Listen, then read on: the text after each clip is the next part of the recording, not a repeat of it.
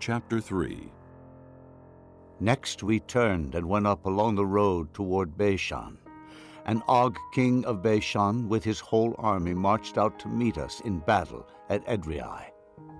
The Lord said to me, "Do not be afraid of him, for I have handed him over to you with his whole army and his land. Do to him what you did to Sihon, king of the Amorites, who reigned in Heshbon." So the Lord our God also gave into our hands Og, king of Bashan, and all his army. We struck them down, leaving no survivors. At that time we took all his cities. There was not one of the 60 cities that we did not take from them. The whole region of Argob, Og's kingdom in Bashan. All these cities were fortified with high walls, and with gates and bars. And there were also a great many unwalled villages. We completely destroyed them, as we had done with Sihon king of Heshbon, destroying every city, men, women, and children. But all the livestock and the plunder from their cities we carried off for ourselves. So at that time we took from these 2 kings of the Amorites the territory east of the Jordan, from the Arnon Gorge as far as Mount Hermon. Hermon is called Sirion by the Sidonians. The Amorites call it Senir.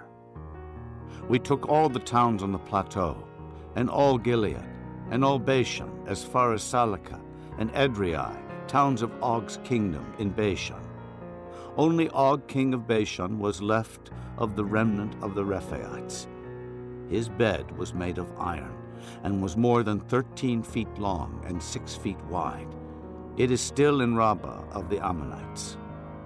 Of the land that we took over at that time, I gave the Reubenites and the Gadites the territory north of Aroer by the Arnon Gorge, including half the hill country of Gilead, together with its towns. The rest of Gilead and also all of Bashan, the kingdom of Og, I gave to the half-tribe of Manasseh. The whole region of Argob and Bashan used to be known as a land of the Rephaites. Jair, a descendant of Manasseh, took the whole region of Argob, as far as the border of the Jeshurites and the Maacathites. It was named after him, so that to this day Bashan is called Havoth Jair. And I gave Gilead to Machir. But to the Reubenites and the Gadites I gave the territory extending from Gilead down to the Arnon Gorge, the middle of the gorge being the border, and out to the Jabbok River, which is the border of the Ammonites.